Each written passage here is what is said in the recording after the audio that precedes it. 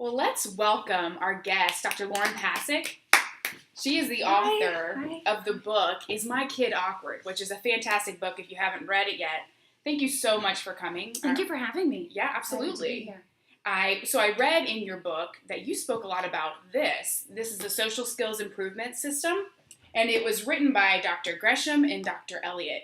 And it's a fascinating assessment, and I would love it if you could share a little bit more information on it. Yeah, the great thing about the Social Skills Improvement System is that you can see, this is an example of one of our score sheets, you can see that once the assessment has been given, it breaks down scores in social skills, problem behaviors, academic competency, as well as a score for if a student could possibly be on the autism spectrum.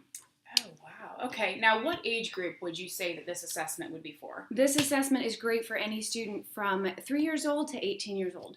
Okay, great. And is this something that anyone could administer, or what? Actually, no. The examiner has to be somebody that has experience. First of all, they have to have a bachelor's degree, and they have to have experience giving assessments and as well as interpreting test results. That's good. Okay. And I was looking through this assessment because you brought in this great example, which I'm very thankful for. And at the top it says this NSOA all throughout, and then there's a little NIC. Can you explain what those are? Yeah, absolutely. So this is an example of the teacher form.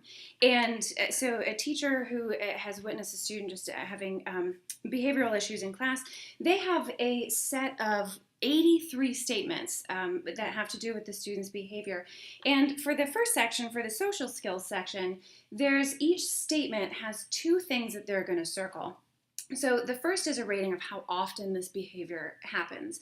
So N is never, S is seldom, O is often, and A is almost always. Now, after that, within the same behavior, they also have to circle how important it is in the classroom. So N for not important, I for important, and C for critical. So the teacher does that, as well as the parent and the student does that for all of the social skills.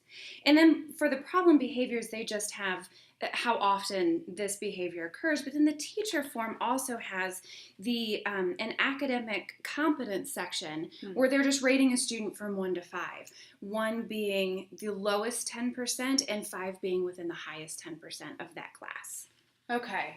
Now, once all this information is down, how would you score something like this? So there's a great software that comes with this that can score it very easily, but if you're using the paper version, the scoring sheet comes apart from the other sheet, and the answers have been copied onto this.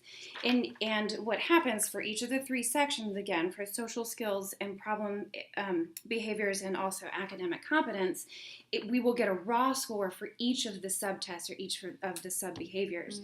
From that, going back to our score sheet here, from that we will get a standard score for each of the sections, which then will correlate to a percentile rank for these special behaviors, and then so that will tell us whether the student is below average, average, or above average.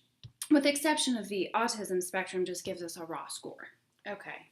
Now, in my opinion, that seems reliable. Have you found that to be true? We have. Actually, the test, the norms are based off of 4,700 students that have a variety of learning disabilities as well as emotional and behavioral disorders, and gifted and talented students were tested as well. And in addition, the norms were based off of a variety of demographics and populations. Okay.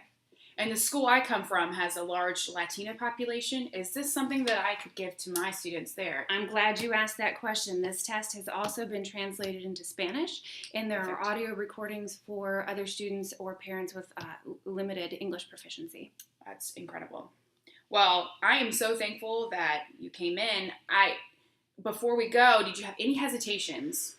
Yeah, there is one word of caution that I'd like to send out there, is that, when you're talking about students that could possibly be on the autism spectrum, this test certainly isn't one that will diagnose whether or not a student is autistic. And although it might give us an understanding of, whether they have some of those tendencies, many other assessments should be done before we diagnose a student with autism. That is a great caution. Well, thank you again for coming in. And viewers, I would encourage you to check out this assessment, and yeah, thank you for your time. Thank you for having me.